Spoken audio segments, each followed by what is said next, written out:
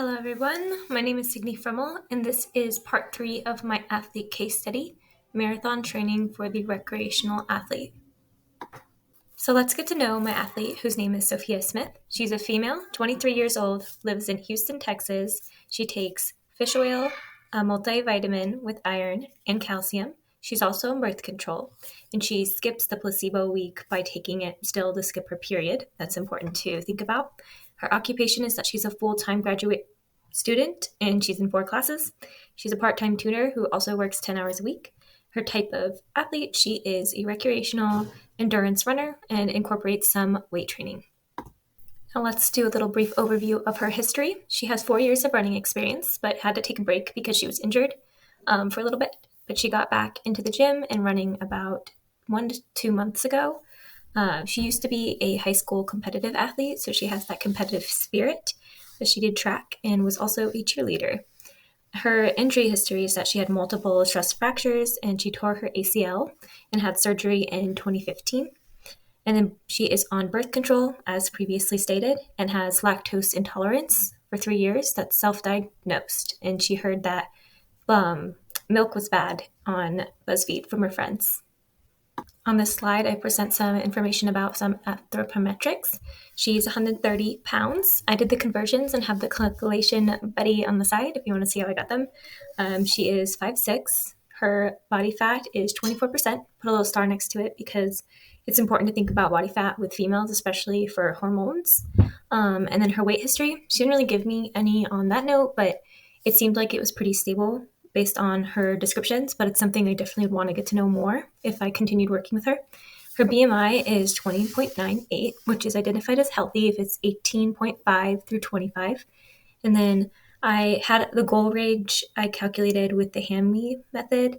It's in between 117 to 143 pounds. I wouldn't really want her going lower, and she did not express any weight goal. So I'd probably want to keep her at weight maintenance or want her to gain weight because she is training for a marathon.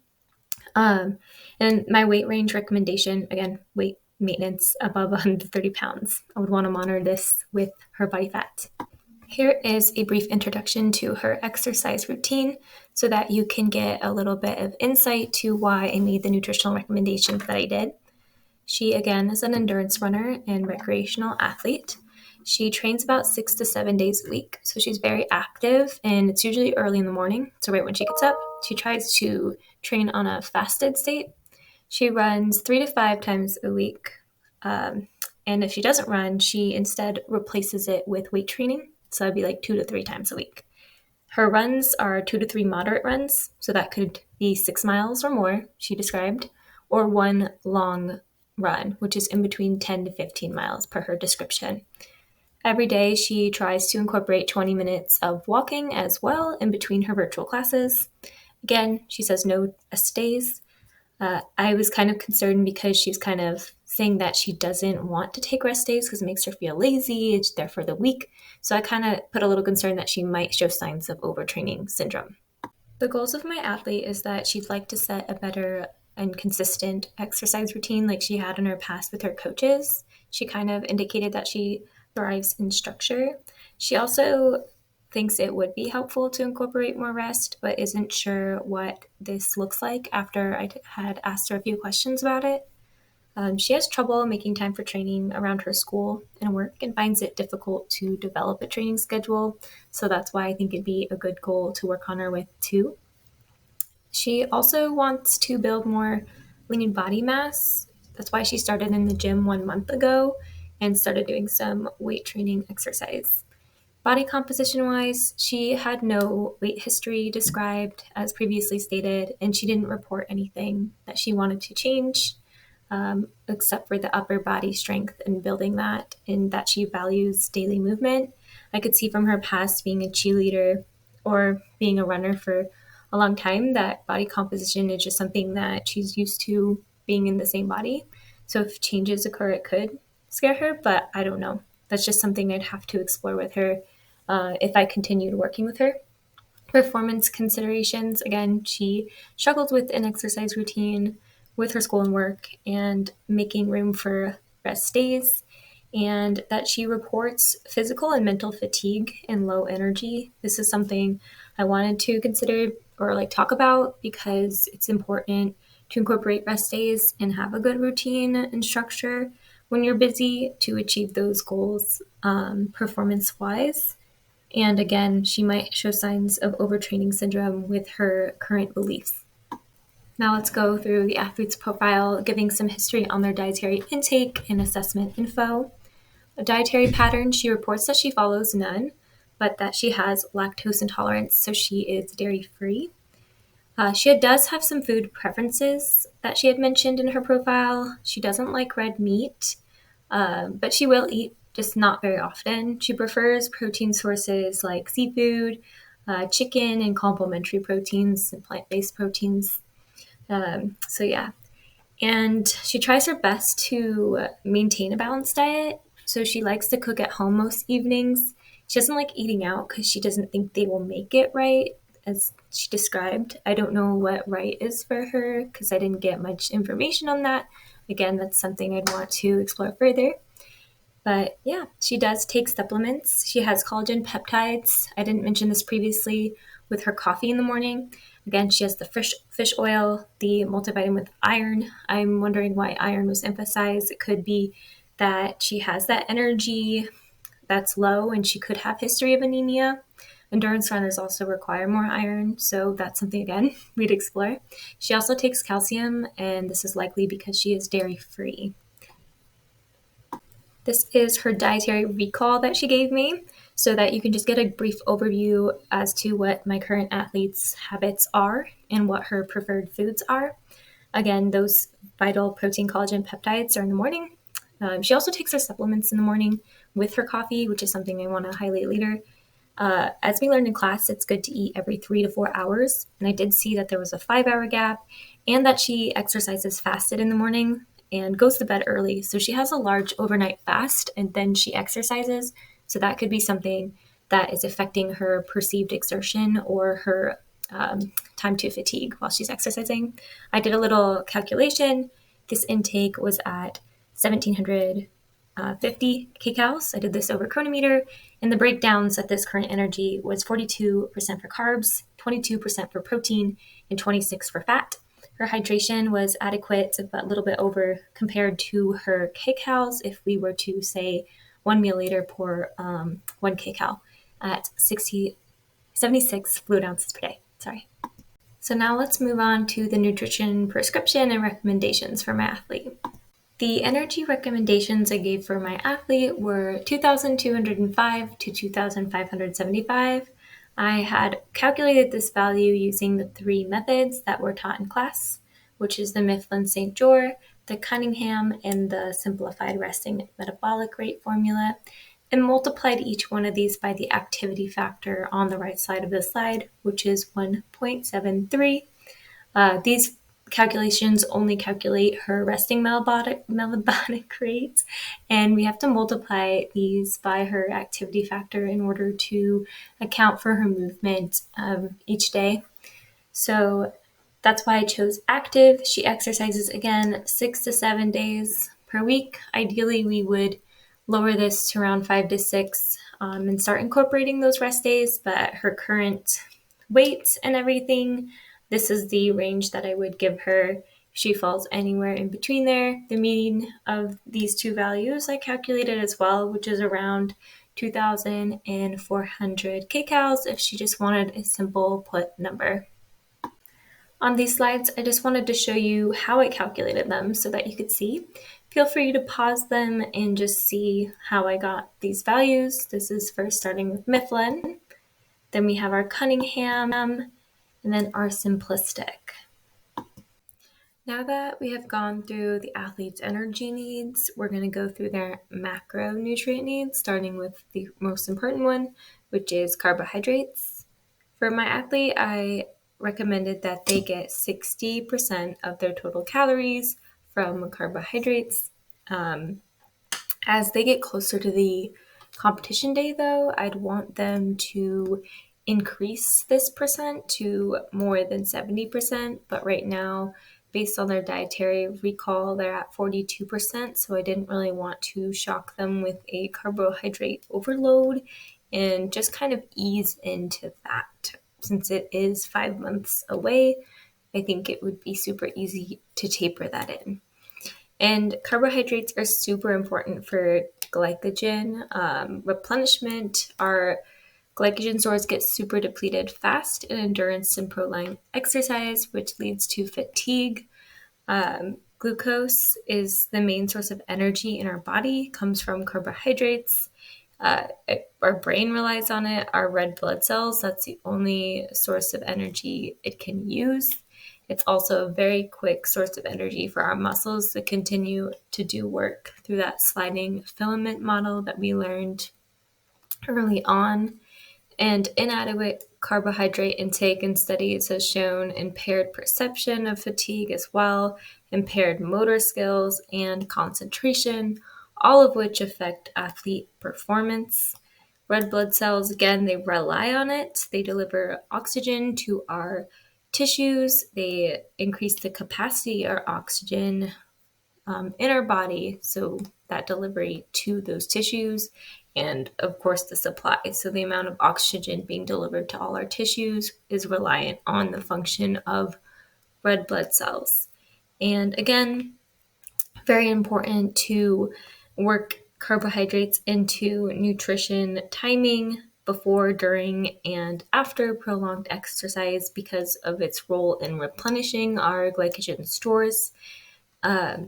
So it also helps with muscle adaptations, increased mitochondrial biosynthesis, which also increases our capacity to use carbohydrates as energy and fat. And as we learned, endurance athletes in prolonged exercise, they move from using carbohydrates and glycogen for energy after depleted to using fats. So that's something important to keep in mind. Guidelines recommend that endurance athletes should get 7 to 10 grams per kilogram, and the AMDR recommendation is 45 to 65%, and that's why my athlete is at 60% on the higher end. Now we are moving on to protein, our next macronutrient. I recommended 15% of total calories for protein, and the AMDR for protein is 10 to 35%, while for endurance athletes, the recommendation is 1.2 to 1.4 grams per kilogram. So that met the needs that she needs. And then I also recommended that she spaced out her protein intake because I saw it was kind of varied throughout her day. 20 to 30 grams per meal or snack is a good rule of thumb. And at meals, she should aim to get 2 to 3 grams of leucine. And a good source of leucine is chicken or poultry. Quality complete protein is also some things to keep in mind, teaching her what those are. Complete and quality proteins contain all 9 of our essential amino acids. And examples are whey, casein, soy, and egg whites. Whey and casein are in a lot of proteins that also contain lactose, so those might not be appropriate for her, but there are protein powders and such that might, but that's a supplement and she may not need that. Soy and egg white might be a better option.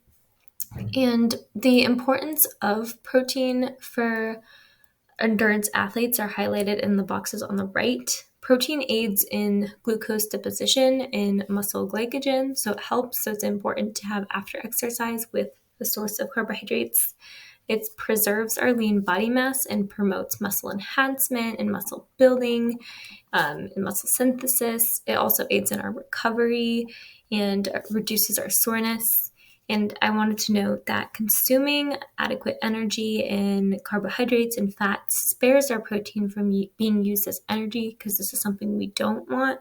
We want our protein to be able to do all the other amazing things that it does, such as building muscle and supporting reactions and metabolic function in our body as enzymes.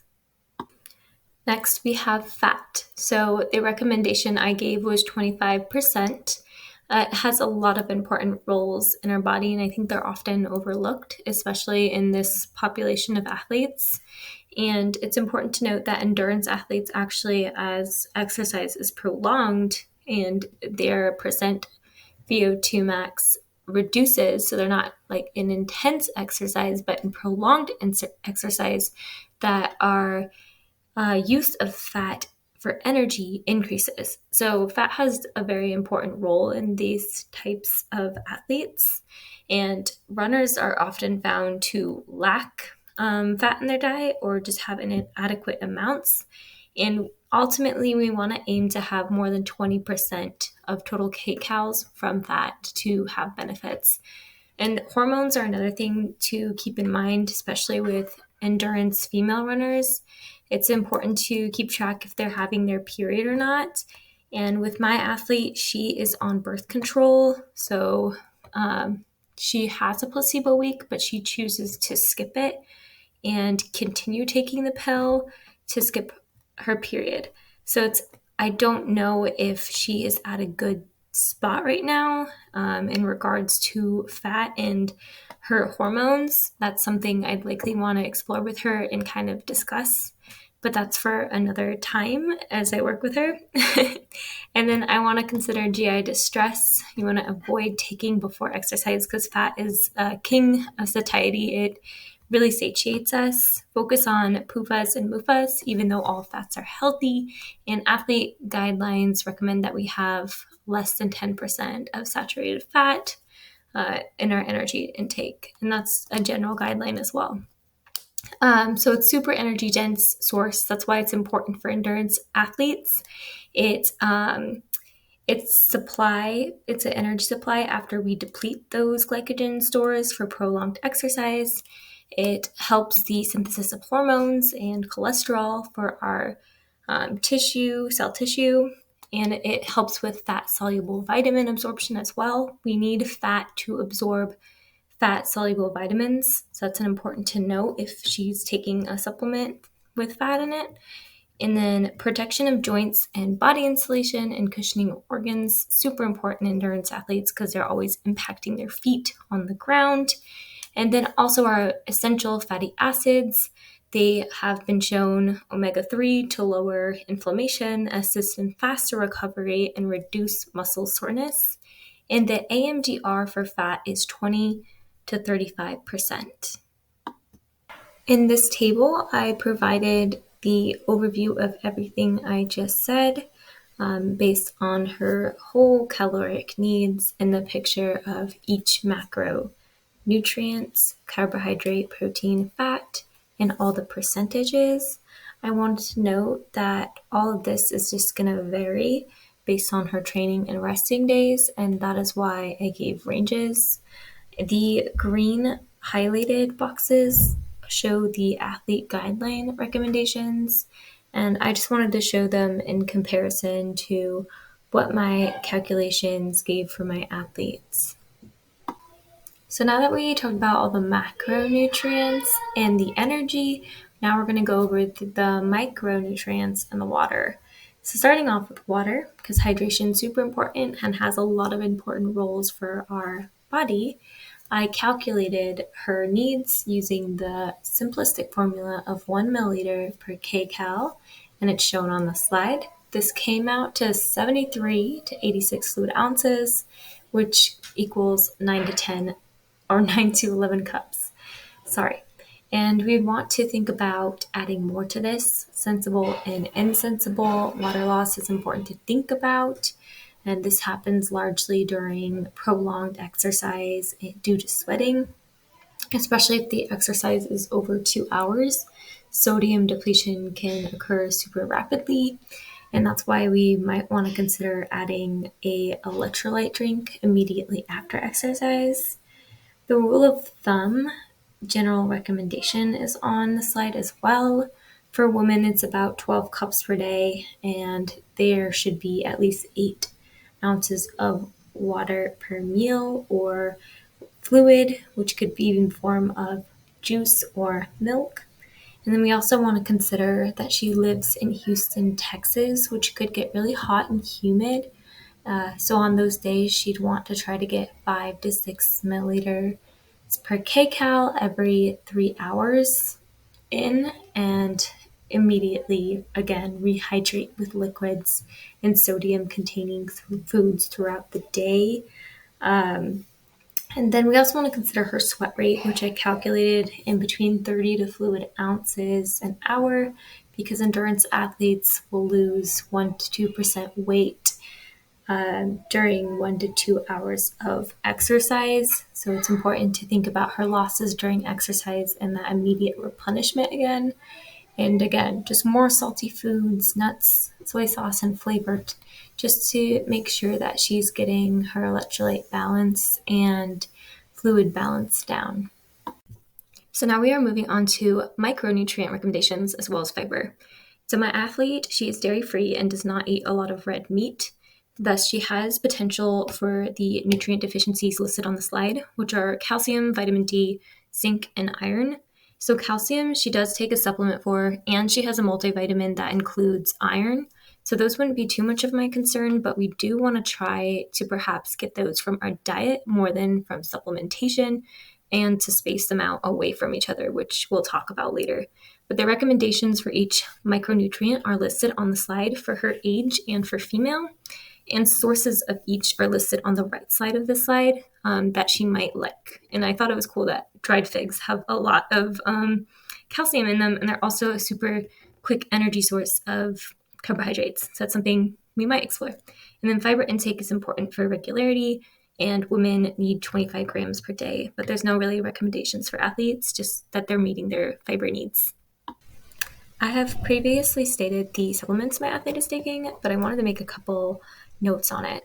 She's taking collagen peptides, fish oil, a multivitamin with iron and calcium, and she reports that she takes these all at once in the morning with coffee and water. I assume she does this because it's super easy and super convenient, but I always want to reiterate the food first approach with my athlete and maybe talk about how she can get some sources of calcium and iron and have more nutrient variety in her diet so that she doesn't have to take a multivitamin or calcium.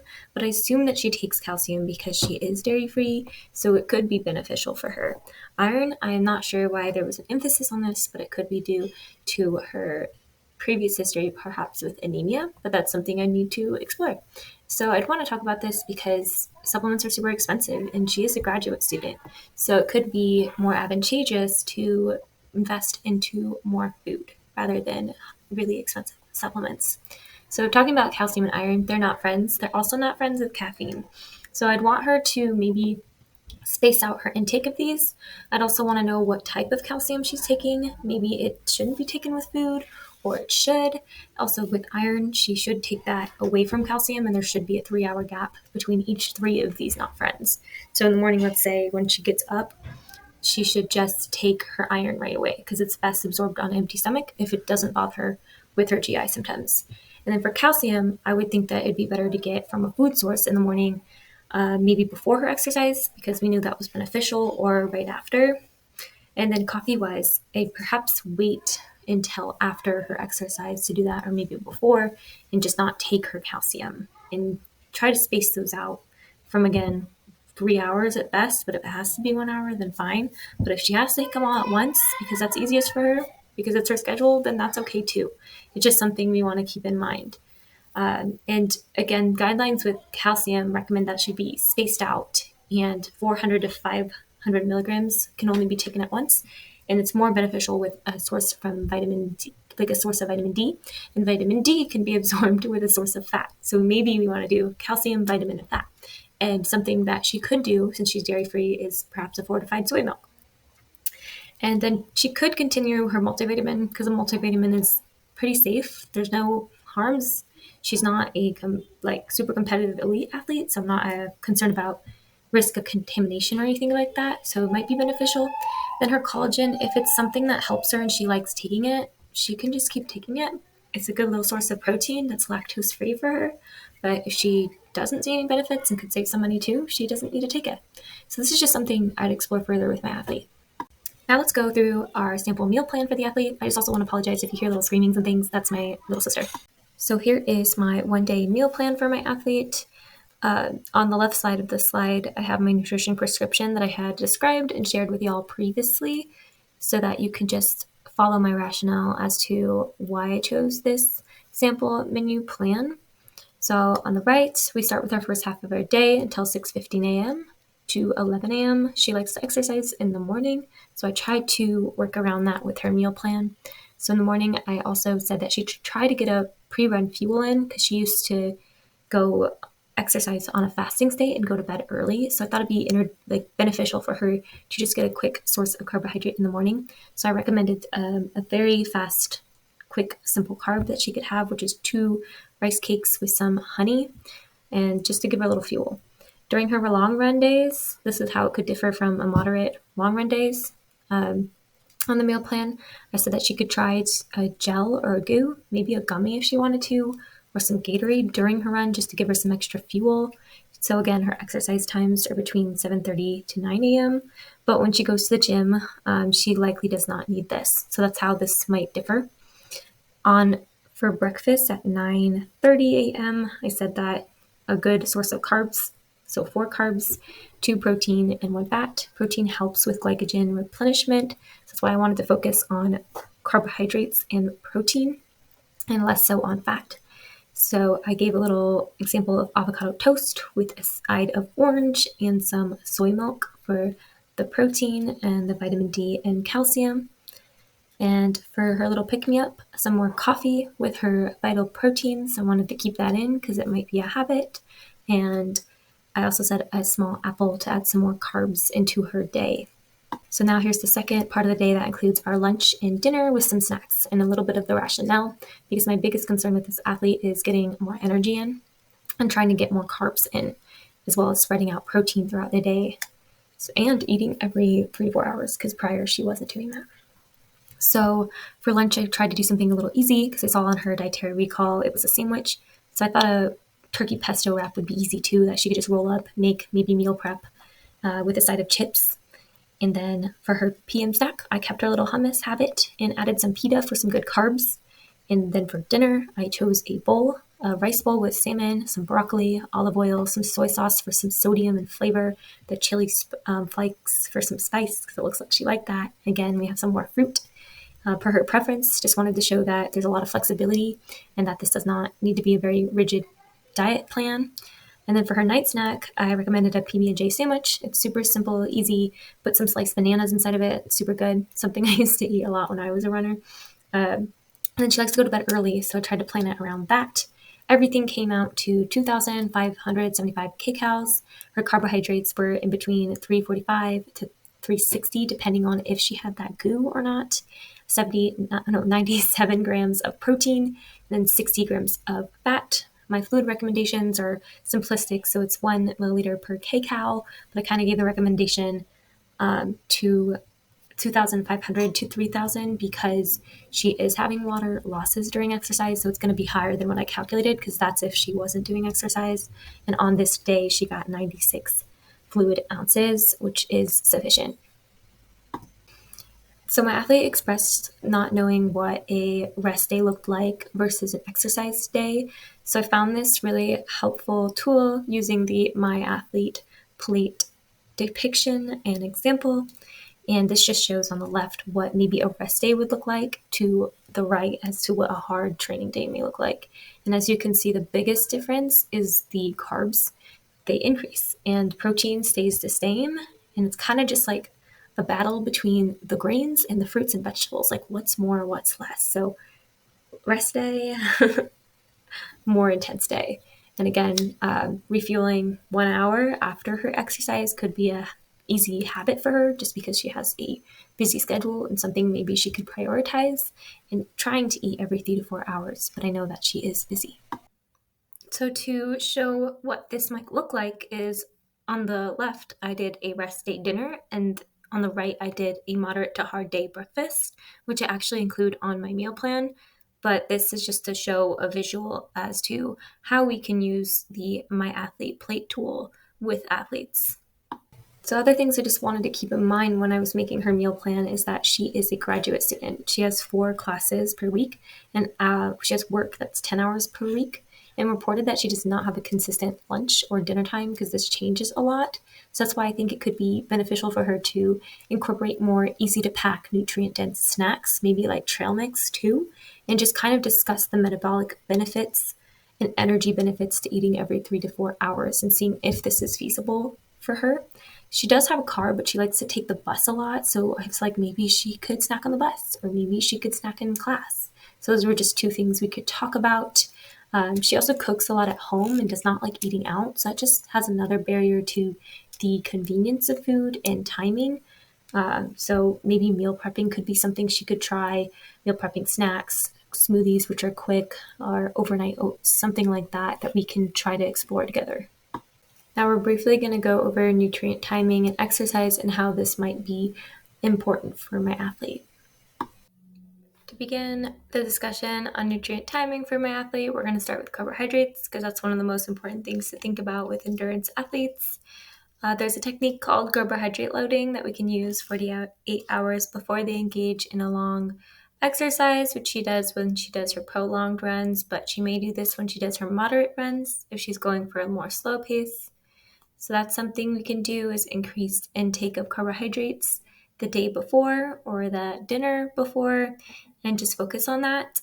Before, meaning on the day of, it's recommended that there's a 1 to 4 gram per kilogram 1 to 4 hours before they engage in the exercise that's longer than 90 minutes. And this could look anywhere from 60 grams or more. That's what I calculated.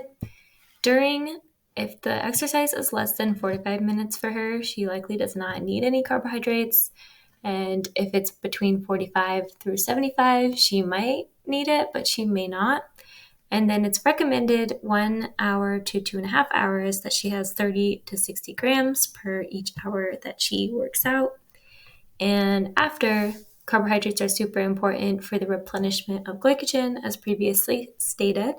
And protein helps in this, which we mentioned previously as well, and it will be indicated on the next slide. And this just gives you a little ratio of what that might look like. Nutrient timing in regards to fat and protein looks a little different because they are the satiety king and queen, and they're slower to digest and more likely to cause GI distress.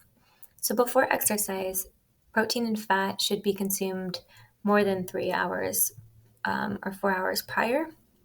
And you can do protein like in the 1 hour period, but you want to do a very small amount that's a lean protein source. But just a good rule of thumb is like 3 to 4 hours. And then less than 3 hours, it's been shown with protein and fat that it may impact the VO2 max and their perceived exertion to fatigue. And a protein source like 2 to 4 ounces of lean protein with BCAAs of 5 to 10 grams is a recommendation given by regulatory bodies. And then during exercise, it's not recommended for either because they take away from the peripheral tissues energy in order to digest them. They're slower to digest. And after exercise, it's important to just prioritize the anabolic window. That is controversial in its length, but a good indication of just getting something in right away, 1 to 5 hours after. And protein is more important than fat in this time because it helps reduce muscle damage, the perceived soreness, and assists with the glycogen replenishment processes with carbohydrates. So it's most important to get carbs and protein right after exercise and not fat. It's actually recommended, not necessary after exercise, but good to have throughout the day because it can delay the carbohydrate and protein recovery benefits. For water timing before exercise, I would recommend my athlete to have around 5 to 7 milliliters per kilogram 4 hours before she engages in exercise. I calculated this to be around 10 to 13 fluid ounces. Then if my athlete would be hydrated, if indicated by weight loss or the color of their urine, I would ask them to add on an additional 3 to 5 milliliters per kilogram 2 hours before they engage in exercise, and this looks like an additional 6 to 10 fluid ounces. I'd also recommend that they have sodium and salty foods and flavor enhancements such as soy sauce to stimulate thirst.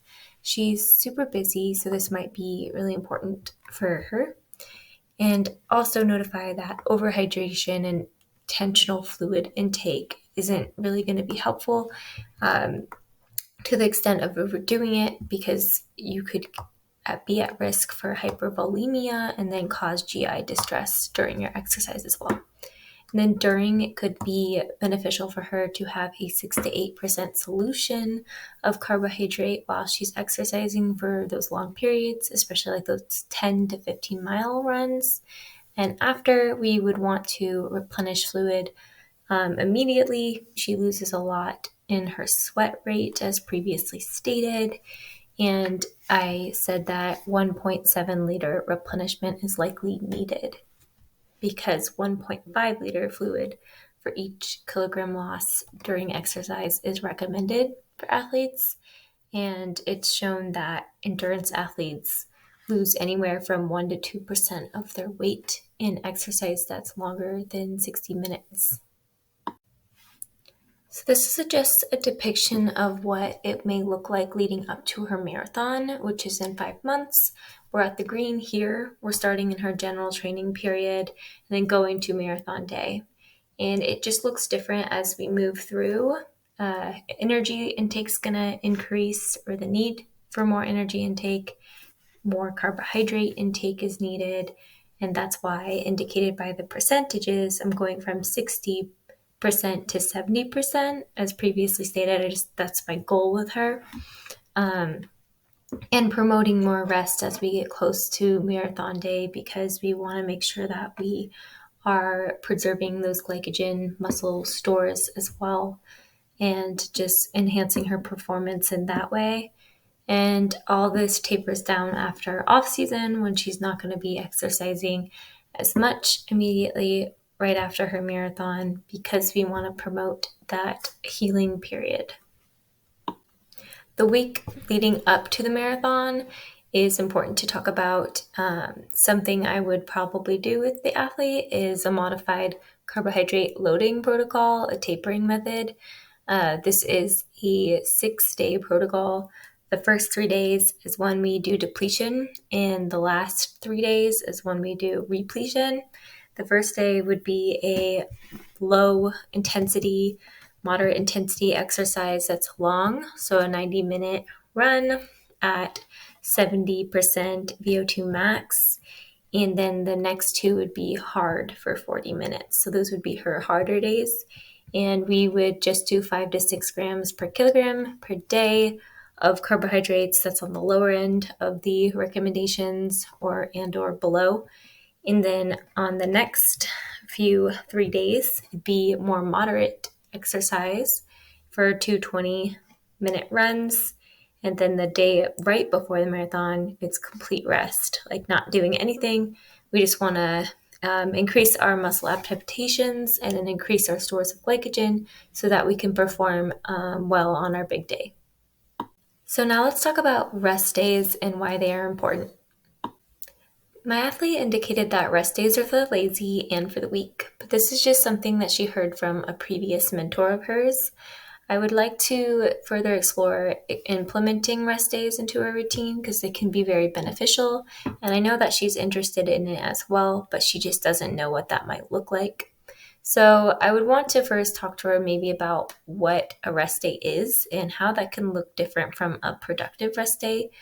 So a rest day is no planned movement, while a productive rest day would be engaging in exercise like yoga, stretching, or walking, which she likes, so she could do that instead. And then I want to talk about her building in strength training to supplement her exercise, endurance exercise and running.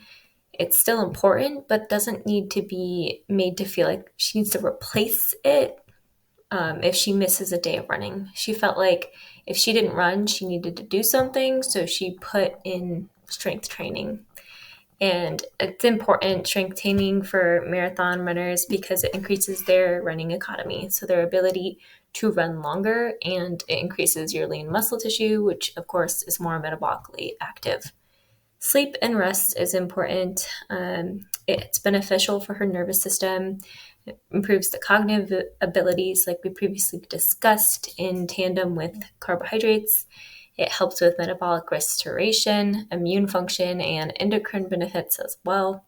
The National Sleep Foundation recommends 7 to 9 hours a night for adults. She's pretty good at her sleep, and I would want to compliment her in that, but also just let her know that she can have fun with her friends. It's something she expressed difficulty, that it's hard to go out with her friends because of her 10 p.m. strict cutoff. So just letting her know that there can be some flexibility, and that the American Council of Exercise suggests that athletes who engage in high-intensity exercise like she does should schedule a rest day every 7 to 10 days. I think it might be more beneficial to implement one each week for her, and that day could also be a day she works more on her homework and just kind of has a whole reset day because she's super busy and has a lot of obligations going on. Based on the information I was given on my athlete, I just was concerned that she might be presenting with signs of overtraining syndrome because of her lack of energy, her inability to relax, and then her prolonged fatigue in perhaps a missing period. She said that she takes birth control, but she intentionally continues to take the pill during her period week just so she doesn't have to have a period. I don't know if she's having any breakthrough bleeding or anything like that, but she is at a lower BMI in the healthy range, and she is at a lower fat mass for a woman. So I just want to know if her hormones are working in the correct way that they are, because she's also taking iron supplements. So I don't know if she has anemia. There's just a whole big picture behind that needs to be explored. And as previously stated in her history, she does have history of injury with an ACL and stress fractures. I just want to make sure to let her know if she doesn't really want to experience that again and feel like she can't exercise, which is something she expressed daily movement is important to her. She needs to make sure that she's taking care of her body to prevent injury through these rest days, and that's why they are important. And I just wanted to depict on the right side of the slide, the Goldilocks principle. These graphs do a good depiction of this because, as you can see, if you are training too hard and overtraining, you're not going to get those adaptations. And this is also if you're not supplementing with adequate energy and nutrition, you're not going to get those adaptations that you want to have better athletic performance. And you're not going to get that super compensation phase. So just a little picture of what's going on there with the importance of rest days. Now to continue with additional concerns with my athlete. So additional considerations I'd make for my athlete is for her to try and seek out an athletic trainer who can help better plan her exercise routine with her and help give her advice on what a rest day looks like and how she can prevent injuries through perhaps doing foam rolling or wearing compression socks while she exercises. Just little things like that can help her. I also think it might be beneficial for her to join a running club or a training group just to create a sense of community and consistency, because I know these types of groups meet at the same time every day or every week, and consistency might be something she values just due to her busy schedule. I also would recommend that she seeks out nutritional advice from a registered dietitian to help her better fuel her exercise and her energy levels, which she seemed to be struggling with. She had low energy intake and also low energy feelings, and it might be important to show her in nutrition how she can achieve better goal like performance and energy levels by increasing the variety with her foods and not relying so much on supplements. I'd also want her to get more evidence-based advice from a dietitian and not BuzzFeed and not her friends.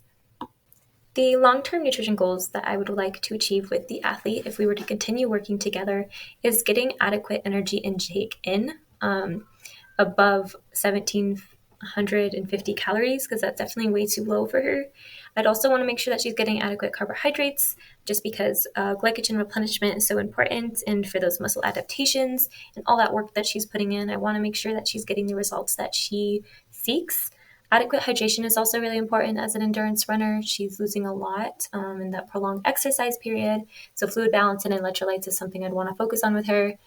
increasing the variety in her diet, just increasing food options, learning how to use my plate as a tool in order to do that, and emphasizing a food first approach and not relying so much on supplementation could be something to explore with this athlete. And others, I just want to emphasize incorporating rest and that it's not a lazy thing to rest. We need rest. We're human.